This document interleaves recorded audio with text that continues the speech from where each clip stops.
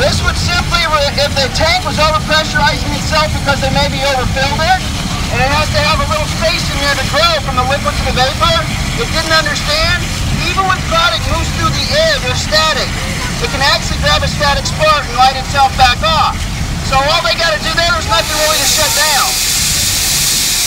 They simply just have to keep the tank cool to bring the temperature of the product down, and then the relief valve will reset itself and the problem goes away.